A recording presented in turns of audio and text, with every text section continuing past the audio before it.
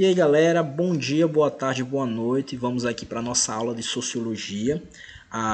Desde o início do ano nós estamos estudando aqui esses clássicos da Sociologia, onde cada um nos dá um instrumento diferente, ou seja, um método diferente para poder fazer ciência social, para poder estudar a sociedade não mais através do senso comum, mas através da ciência. E eles todos os três estudaram algo que é um fenômeno social que é muito impactante no nosso modo de ser, que é a religião. Né? Eles percebem que todo povo tem uma religião e a religião ela influencia nos nossos ideais, influencia naquilo que a gente acha certo ou errado, influencia na nossa política, na nossa lei. Então eles vão estudar a função da sociedade, a função que a religião tem para a sociedade e quais os impactos desses novos tempos tem sobre a religião, né? Seja pelo avanço da indústria, pelo avanço da tecnologia, pelo avanço da ciência. Será que isso de alguma maneira vai interferir na religião ou não? Então, eles estão ali no início do século XIX, né? Parece distante, século XIX, século retrasado, mas eles foram os caras que é interessante a gente estar porque eles viram a mudança do tempo, ou seja, de um tempo onde antes as cidades não eram tão populosas, no tempo onde não existia tanta tecnologia, para um momento onde, a partir da Revolução Industrial, eu tenho o surgimento de grandes densidades populacionais vindo dos mais diversos lugares do mundo e explicando as coisas através da ciência e utilizando muito a tecnologia. Então eles viram essa mudança abrupta, então por isso o olhar deles são bastante clínicos, né? E aí cada um vai ter um método diferente e vai ter uma visão diferente acerca da religião. É interessante, eu gosto sempre de repetir, nas ciências sociais não existe o método ou a verdade. Na realidade são perspectivas diferentes. As ciências humanas elas têm essa peculiaridade. Não é, apesar de ser uma ciência rigorosa, não é uma ciência exata. Né? Não é uma ciência que existe uma única resposta. Já como também a gente não existe um único ser humano, nenhuma única cultura, nenhum único povo. Pelo próprio homem ser um objeto do conhecimento muito peculiar, a ciência social também ela vai ser peculiar. Tá? Então vamos aqui ver essas três posições desses grandes pensadores.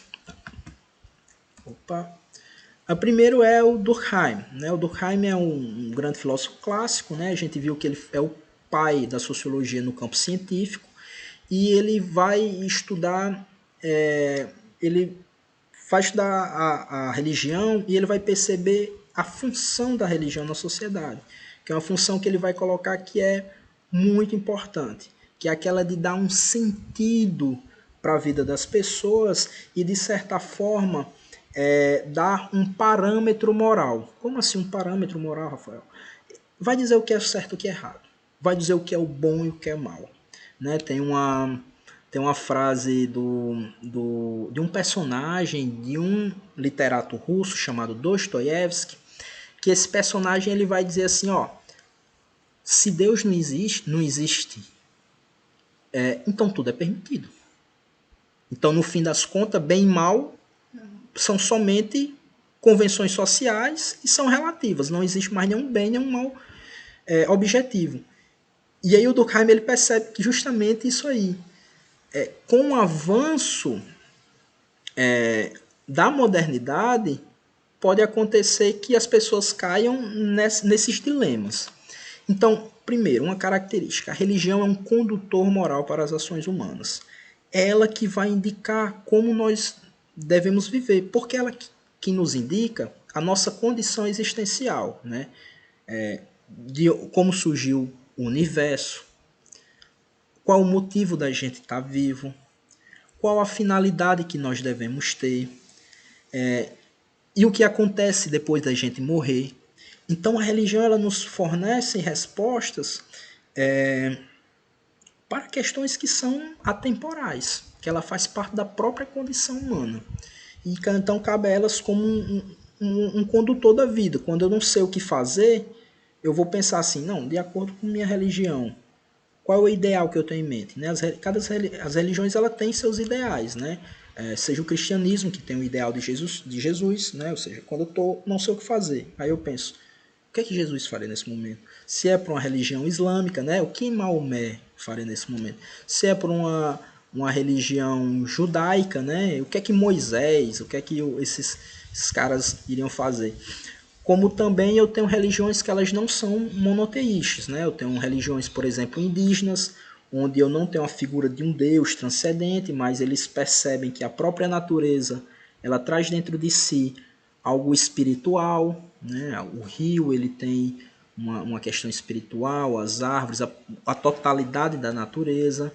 Então ele percebeu justamente isso. Ele disse que quando ele saiu da Europa, que o pessoal acreditava em religião monoteísta, e foi estudar esses outros saberes, essas outras religiões, né, como as indígenas, ele percebeu a importância de que não existe, é tanto que ele vai falar, não existe uma religião falsa. A religião ela não se trata nesse verdadeiro ou falso, porque se existir uma que é verdadeira, todas as outras são falsas. E a grande discussão é, cientificamente, qual seria a verdadeira então, para as outras ser falsas? Então, no campo do estudo sociológico, eu tenho que sair da crença pessoal e estudar o quê? Não existe nenhuma religião falsa. Todas atendem uma necessidade histórica de um determinado grupo específico. Os índios estão com a religião dele, tá? Tem umas que se expandem mais, tem outras que se somem, mas todas elas têm essa função primordial de fazer uma condução moral do ser humano. E, de outra forma também, promover a coesão social. Por quê? Você imagine que a religião ela vai dar as regras do jogo da sociedade, né? Vai dizer o que é permitido e o que é proibido. Você imagine, por exemplo, um jogo de futebol. Um jogo de futebol eu tenho o quê? Regras que aqueles 22 jogadores eles sabem e concordam. Né? Tanto que se eles cometem alguma falta, eles são de alguma maneira punidos. Né? Então, a religião seria essa regra geral que faz com que todo mundo consiga conviver bem sem tantos conflitos, né? Visto que eu tenho o quê? Eu tenho uma noção de verdade de acordo com cada religião. Só que aí o que ele percebia na modernidade com a industrialização? É que cada vez mais o discurso científico ele ia ganhando mais poder, né? No sentido que ele vinha revelando dentro de um conhecimento racional, matemático, fenômenos que antes era vistos como sobrenaturais. E aí somente os astrólogos, os que tinham contato com Deus poderia prever. E a ciência ela descobre regularidades na natureza, certas regras da natureza, que possibilita eu prever. Né? Você imagine que hoje em dia a gente consegue prever terremotos, muitas vezes, consegue prever eclipses, né? De acordo com o quê? Com algo que não é sobrenatural, mas algo que é puramente natural, já está dentro das regras do jogo da natureza, né? E a ciência consegue prever isso. Como também a ciência possibilita algo que é o quê? Tecnologia. E essa tecnologia, vamos pensar em medicamentos, no campo químico, né? Ou seja, se antes eu tinha uma explicação sobrenatural para uma doença que me acometia, hoje eu tenho uma explicação natural e não só a explicação. Né? Essa explicação ela está fundada na minha capacidade de poder mudar a situação, que é através do quê? Do remédio, através da cirurgia, através do tratamento. Então, da mesma forma para fazer telefones, TVs, então a tecnologia ela dá um poder muito grande ao homem e isso, digamos assim, faz um pouco o homem deixar de lado as explicações religiosas. Como também acontece que o quê? Com o desenvolvimento das grandes cidades, há um encontro de pessoas dos mais diversos lugares e das mais diversas religiões. Então começa a entrar aqueles dilemas. Rapaz, se eu vejo que existem inúmeras religiões, o que faz a minha ser mais correta? O que faz a minha ser mais verdadeira? Então ele tinha uma ideia de que quanto mais se desenvolve, como também no campo da economia, né? Quando eu desenvolvo economicamente uma nação, um povo, faz esse povo ter uma quantidade muito grande de objetos, faz ele desejar ser cada vez economicamente mais abundante, e aí esquece também preceitos religiosos que são tão importantes como austeridade e etc. Né? Ajuda ao próximo, solidariedade, amor, enfim. Então ele via que na modernidade havia uma tendência da religião desaparecer, o que isso representava também, né, digamos assim, tranquilo, mas representava um perigo, né? Ele já percebia assim, representa um perigo. Por quê? Porque com o desaparecimento dessas crenças coletivas, pode também perder a coesão social. Ou seja, o que é certo, o que é errado, passa a ser mais relativos e então a sociedade ela vai entrar em conflito para discutir o que é isso, né? O que é o certo, o que é errado, como eu devo conduzir a minha vida. E ele fala de um fenômeno que é interessante a gente discutir, que é um fenômeno moderno, que ele vai dizer que a ausência das religiões, de certa maneira, pode, digamos assim, ajudar, que é o processo de anomia. Anomia é aquele processo social onde eu não tenho mais normas e regras que sejam reconhecidas por todo mundo como legítimas. Né? Então, você imagina, falei a questão do jogo de futebol. Você imagine se cada um dos jogadores pensasse em regras diferentes. Então, ia ter jogador que ia jogar com a mão, como se fosse handball, ia ter jogador que ia dar carrinho direto, ia ter goleiro que ia querer fazer gol, não existe também, né? Mas assim, cada um ia jogar da maneira que quer. Então aí poderia ter alguma desorganização social, né? Como também alguma falta de orientação individual, né? O indivíduo ele estaria então muito mais cheio de dilemas para resolver por si e pela sua razão, né? Já que a tradição se perderia. Bom, então vamos lá para o próximo. Né? O próximo é o Karl Marx. Eu coloquei esses símbolos aqui, pessoal. Coloquei o símbolo das três grandes religiões monoteístas que são muito atuantes, as três maiores religiões, na verdade. Coloquei o símbolo ali na frente do cristianismo, esse aqui do islamismo, e lá com o Weber coloquei do judaísmo. Né? Não quer dizer, não tem nada a ver referente ao pensador, mas muito mais uma questão de estética, para vocês conhecerem, enfim. Bom, então Marx ele tem uma visão, como ele tem uma visão crítica da sociedade, ele vai ter uma visão também crítica da religião. Ele vai... a gente tem que ver que o método de análise dele não é aquele funcionalista. Esse método da função é do Durkheim. O método dele é o do materialismo histórico. Então, ele vai sempre trazer a explicação religiosa para dentro do campo material, ou seja, dentro da visão materialista, toda e qualquer ideia ela é fruto do homem dentro de um contexto histórico e dentro de uma construção de mundo. Né? Ele vai dizer, a depender de como os homens constroem o seu mundo, as ideias deles vão mudar. Se eu mudo a maneira como eu construo o mundo, eu mudo as minhas ideias. É por isso que ele dava uma atenção muito importante para um outro tipo de ciência que é a economia. Ele percebia uma relação muito grande entre a estrutura econômica e as ideias que um povo compartilha. Essas ideias a religião é uma delas, né? A religião, a cultura em geral, a filosofia, etc. Então, ele vai ver a religião, o que é religião para ele? Religião, então, não seria nada transcendente, mas a religião seria algo que o próprio homem criou, né? Um ideal que o homem tem dentro de si, e aí acaba pondo esse ideal como se fosse algo fora dele que tivesse o criado. né? Então, é por isso que ele fala que a religião ela é uma alienação do próprio homem. O que é alienação?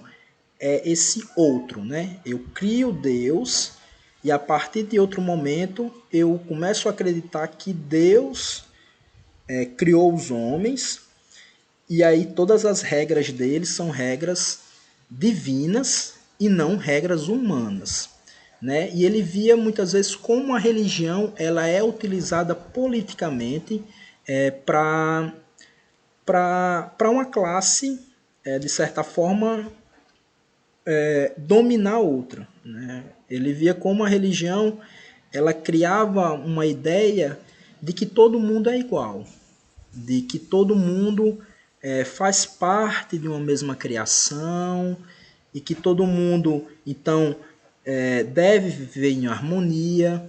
Só que ele vai dizer que essa ideia é uma ideia ideológica. Ideológica no sentido de que é uma ideia de que ela não é real. A realidade bruta dos homens, né, se você for ver assim de maneira realista, é que os homens eles não são iguais, no sentido de que eles não têm acesso aos mesmos direitos, há uma desigualdade social muito grande, né? Você imagine hoje quem adoece dessa doença. Será que quem tem entre rico e pobre, será que todos têm os mesmos acessos à saúde, a medicamentos, né? Será que na sociedade onde a gente vive todos têm o mesmo acesso à educação, a mesma educação? Será que todos têm uma boa moradia? Então ele percebe que a sociedade, no real, os homens não são iguais. E pelo fato de não serem iguais, os homens não vivem harmoniosamente. Eles vivem sempre em conflito, né? Então é por isso que ele percebia que a religião ela servia como o ópio do povo, né? O ópio do povão. Ele vai ver assim, os líderes mesmo, os líderes políticos, às vezes nem acreditam tanto, né? Mas o povão ele acredita de maneira muito forte e ele precisa acreditar porque a realidade deles é muito dura, muito pesada. O povão, ele, né, estou usando essa gíria, né, mas o povo, a massa, né, por ela viver condições muito precárias, de falta de bens materiais, de mantimentos, muitas pessoas passam fome, muitas pessoas sofrem muitas injustiças, e todo esse sofrimento, para que seja possível suportar, eu preciso de algumas promessas, né? Eu preciso de algum alento. Então a religião seria aquele alento, o ópio, como vocês sabem, era uma droga que na época dele era legalizada, era comerciado pelos ingleses durante muito tempo, que era você fumava e ficava adormecido, né? Com ópio se faz hoje em dia medicamentos para analgésicos, né? Muito fortes, analgésicos muito fortes. Então ele via que a religião seria uma espécie de analgésico do povo que o fazia não revoltar e continuar na sua situação de sofrimento, acreditando que as suas injustiças e sofrimentos, em outro momento, seriam recompensados, né? É tanto que você vê, se não me engano, tem uma passagem na Bíblia que diz que é mais fácil um camelo entrar pelo buraco de uma agulha do que um rico entrar no reino dos céus. Então você imagina, para uma pessoa que é pobre, se sente mal, aí lê isso aqui e diz, pô, então serei bem recompensado nos céus. Então é uma visão crítica da religião, tá? Então a religião ela esconde justamente conflitos e opressões que uns seres humanos exercem sobre outros, dentro desse discurso de que todo mundo é igual, de que todo mundo é filho de Deus, né? Talvez seja filho de Deus, né, segundo ele, né, dentro dessa visão dele, filho de Deus, mas nem todos têm as mesmas graças do Pai, né? Bom, não vamos demorar não, vamos passar adiante. O terceiro é Max Weber, né? Outro alemão, né? O primeiro é francês, esses dois são alemães. O Max Weber ele tem um estudo muito forte sobre as religiões. A aula passada a gente discutiu o quanto a religião protestante, né, ele estudou a religião, um protestantismo específico, o calvinismo, né, quanto aquele modo de perceber o mundo, ele vai trazer determinados comportamentos que podem favorecer, que favoreceu muito o capitalismo ocidental, né? Ele vai dizer assim, ó, foi estudar como a América se evoluiu bem e viu o quanto aquela crença religiosa ela favoreceu muito aquele modo específico, aquela economia específica, que é a economia que hoje quase todo mundo não, todo mundo, após o muro de Berlim cair, compartilha que é o sistema econômico capitalista, né? Bom, então ele vai perceber que, claro, que não existe só uma religião, né? E existem diversas religiões e essas religiões elas vão dar comportamentos diversos, né? Hoje a gente está numa sociedade democrática, plural, onde eu não tenho mais uma religião que é oficial, a gente está dentro de um Estado laico, né, que é um Estado moderno, onde então eu tenho uma convivência de vários tipos de religião.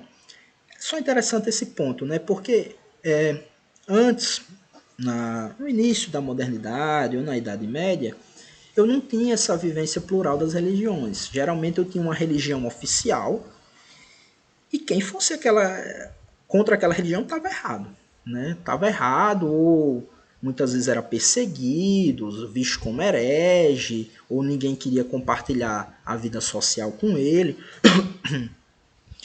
Então, digamos, todo mundo tinha uma mesma religião. Com o avanço do mundo, da modernidade digamos assim, a quantidade de pessoas juntas dentro de uma cidade, eu perdi essa noção de que eu tenho uma religião dentro de uma localidade. E há uma possibilidade, se antes eu já nascia dentro de uma religião, hoje eu tenho a possibilidade de escolher uma religião, né? O Marx ele percebe isso, né? O Max Weber também, essa novidade, que para hoje é banal, né? Hoje a gente não percebe, eu não acho estranho. Pô, hoje eu posso escolher uma religião, escolher uma verdade que seguir, enquanto antes era algo que era o certo, era só aquela religião que aquela comunidade específica compartilhava. Bom, então eu tenho diferentes formas de vidas, né? A religião ela me influencia como eu trabalho. Lembra da aula passada que eu falei a questão do trabalho e o protestante, né? O protestante ele já não se embriaga, já não vai dormir muito tarde, tem um certo ascetismo, né? Um certo centramento do corpo, então vai ajudar no trabalho, para ele trabalhar mais, etc, etc, né? Vai influenciar na política, em como as leis elas são desenvolvidas. A gente percebe que aqui no Brasil eu tenho uma mistura, né? Eu tenho um sincretismo religioso, eu tenho católicos, tenho protestantes, tenho a galera do candomblé, tenho da Umbanda, tenho do espiritismo. E essas religiões elas vão orientando, né? Diferentes religiões vão dar diferentes orientações para esses campos. No campo da sexualidade, por exemplo, se no campo do protestantismo eu tenho uma sexualidade muito regrada, no campo do catolicismo também. Já quando você vai para a Umbanda, a sexualidade não é tão regrada assim. Então vai mudar um pouco. Então, por exemplo, eu tenho religiões que ela tem uma indicação muito mais de fuga do mundo, no sentido, por exemplo, de religiões budistas, né? O budismo ele preconiza, ao invés de eu tentar controlar o mundo, de eu tentar conseguir mais objetos, de eu conseguir poder, eu muito mais centrar na minha vida e fugir de todas essas questões do mundo, essas convenções e tentar muito mais apaziguar meu espírito. Eu tenho também outro tipo de religião que é de dominar o mundo, né? Que é o que? O próprio protestantismo, né? Quando a gente estudou lá na ética protestante, o espírito capitalismo, ou seja, de utilizar o meu conhecimento para explorar mais o mundo, para trazer mais riquezas e etc, etc. Bom, ele vai perceber, assim como o Durkheim, uma queda da influência religiosa e de seus líderes, né, nas sociedades ocidentais. Se antes, por exemplo, o Papa ele tinha uma força gigante tanto na Idade Média, né, quanto no início da modernidade, uma influência gigante sobre todos aqueles países. O Papa ele tinha territórios, tinha exércitos grandes e tinha um poder muito gigante sobre aqueles reis. Ali na modernidade foi se decaindo, né? Hoje em dia, por exemplo, quando a gente está nesse problema do Covid, se antes se procuravam os padres, né? Quando houve a peste negra, procurou muitos padres, as pessoas entravam na igreja através dessa salvação. Hoje em dia a gente procura os cientistas, né? Os cientistas, por mais que eles digam assim, eu não sei muito bem isso aí, é tudo muito novo, mas eu posso conhecer, eu tenho que pesquisar, tenho que passar mais tempo e eu vou descobrir cura, né? Então, ou seja, a ciência, o discurso científico hoje ele está, digamos assim, conseguindo responder mais questões do que os líderes religiosos. Então ele percebe essa queda. E aí vem aquele processo que a gente viu também na aula passada, que é esse processo de desencantamento do mundo, ou desmagificação do mundo. Se antes eu conseguia explicar as coisas extraordinárias, ou seja, aquilo que estava além da minha alçada explicativa, através de seres mágicos ou seres sobrenaturais, hoje em dia eu penso que tudo pode ser explicado pela ciência. Por exemplo, houveram diversos casos, né, na história de pessoas que viram deuses ou tiveram premonições, né, ou viram entes sobrenaturais. Era ver o mundo como se existisse ainda mágica ou sobrenatural. Quando a ciência vai explicar, ela sempre explica no campo natural. Então, se você vê uma pessoa que ela não tem, digamos assim, materialidade, que você não consegue tocar, enquanto a religião ela vai dizer, não, deve ser algum ser sobrenatural, seja ele benigno ou maligno, a ciência vai dizer, não, você tem algum problema mental aí, né? Então, há esse mundo, essa perda da magia. Hoje em dia, por exemplo, se antes, quando uma pessoa ela tinha depressão, na Idade Média, o pessoal dizia que ele tinha o demônio da meia-noite, né? O demônio do meio-dia, né? E falava que era aquele que ficava assim, olhando para o nada, parado, né? Ou seja, era como se fosse um ente sobrenatural. Hoje em dia a gente explica por questões de hormônios, né? Tanto que a gente criou medicamentos para tentar medicar tais pessoas. Então ele via esse processo. Claro que assim, esses processos eles sempre são muito discutíveis, né? Eles estavam, quando a gente pensa na sociologia, a sociologia ela não pretende falar sobre leis gerais, né? Ou seja, isso aqui é o que acontece, é a verdade. Não, mas muito mais dentro de um contexto histórico, o que se está se apresentando no nosso meio? Como a gente pode ver essas mudanças dentro do tempo moderno, né? Bom, quando a gente pensa em religião, em termos gerais, a gente vê o quanto, ou então aqui no Brasil especificamente, a religião contemporânea ela é bastante heterogênea e diversificada, principalmente a religião brasileira. Um católico irlandês, que é assim, ou então um católico russo, ortodoxo, ele vai ficar muito estranho, por exemplo, com os católicos brasileiros, que tem o catolicismo sempre muito embreado ainda em questões mágicas, né? Ainda que tem matizes africanas ali, do tipo, tem gente que no final do ano pula 7 ondinhas, né? Isso aí é da Umbanda, né? Na época que eu fui protestante, né?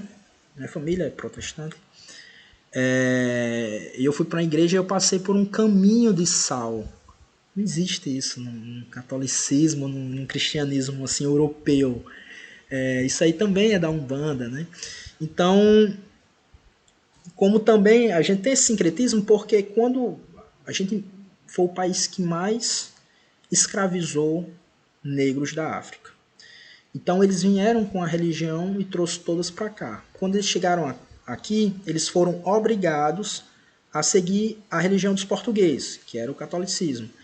E aí eles encontraram meios de cultuar seus próprios deuses a partir dos deuses católicos, porque eles viram muitas semelhanças. Né? É interessante que eles viram semelhanças das cores das roupas e o significado de que esses santos eles tinham, né? O santo específico e tal. Então, aqui no Brasil houve esse sincretismo muito grande. É igual, por exemplo, o católico que ele conta algo que é ruim e ele bate na madeira. Isso aí não é do catolicismo, isso é pensamento mágico. Então, é interessante a gente conseguir ver essas misturas e como aqui no Brasil tudo é muito misturado, né? Bom, a religião, a gente percebe que a religião, por mais que o Max Weber tenha percebido uma diminuição religiosa, a gente percebe agora no século XXI um recrescimento da religião no campo da política, né? A gente viu com Max Weber que a religião protestante ela tem muito esse aspecto não de fuga do mundo, mas de domínio do mundo. E aí a gente percebe que talvez o Max Weber esteja um pouco equivocado, principalmente no campo do Brasil, né, que estava estudando muito mais a Europa, e o Brasil ele traz características que são peculiares, porque a nossa formação ela é europeia, mas é uma europeia misturada com africana, misturada com os povos nativos, os indígenas, né? Então, e também dentro de um contexto histórico onde a gente não foi metrópole, foi colônia, mas durante um tempo foi o centro administrativo do Império Português. Então o Brasil é magnífico porque tem coisas que só aconteceram aqui. A gente vê uma presença muito grande, por exemplo, de festivais religiosos, né, feriados. Pode ser que uma pessoa não goste nem tanto de religião, não seja religiosa, mas não há aquele que não goste de um feriado religioso. Né? E também esses feriados, hoje está se perdendo um pouco mais, né, eu percebo, mas eles têm uma função muito agregadora. Né? Você imagina o Natal religioso, e aí agrega toda a família para ter aquela ceia, compartilhar aquele momento. Da mesma forma a Páscoa, né? Congrega toda a família mais estendida, e aí tem todo um reencontro, uma congregação, uma troca, né? Então tem essa função social também. E no campo da política a gente tem um fenômeno novo, que é a chamada bancada evangélica. Bancada evangélica o pessoal colocou porque são políticos que são evangélicos. A gente vive numa democracia, então, a depender da religião do povo, é a religião dos políticos, né? Principalmente assim, o evangélico ele tem muito a questão de colocar evangélicos no poder, para poder eles fazerem ou promoverem leis que sejam dentro do credo evangélico. Né? Então a gente cria essa relação da bancada evangélica. Claro que também, e aqui vai o campo crítico também, ou outro aspecto crítico, é que muitos políticos se aproveitam, né, da religiosidade do povo para se promoverem.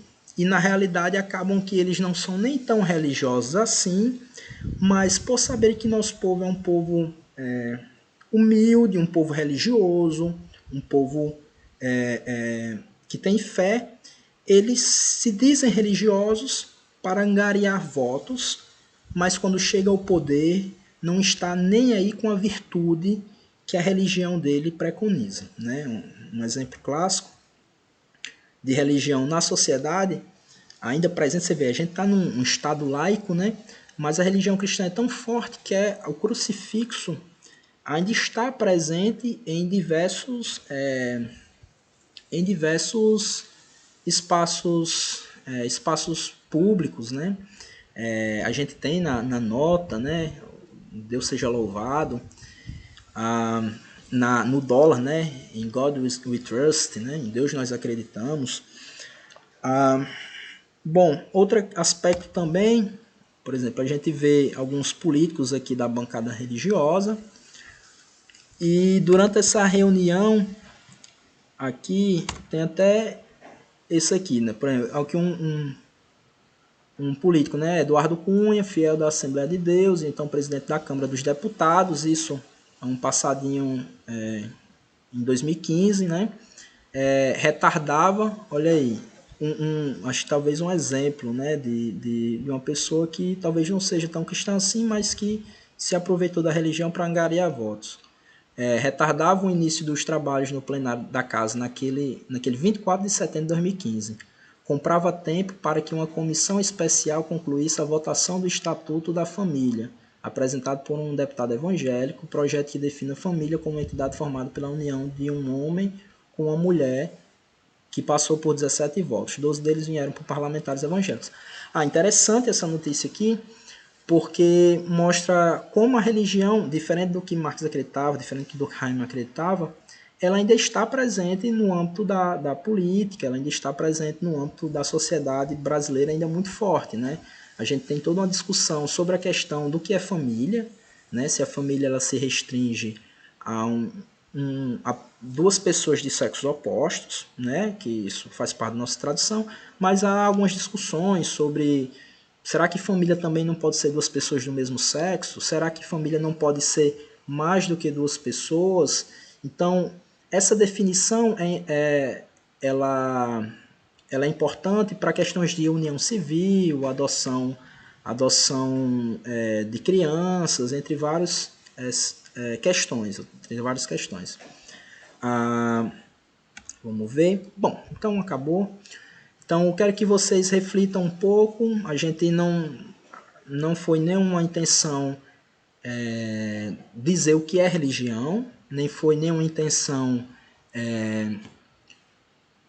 ir para além do prometido, ou seja, tem várias coisas da religião que vai para além desse discurso que eu te falei. Aqui a gente só estudou o aspecto da religião dentro da sociedade, tá? Então foi um contexto específico que a gente deu 3 olhares, 3 instrumentos para tentar pensar esse fenômeno social. Valeu?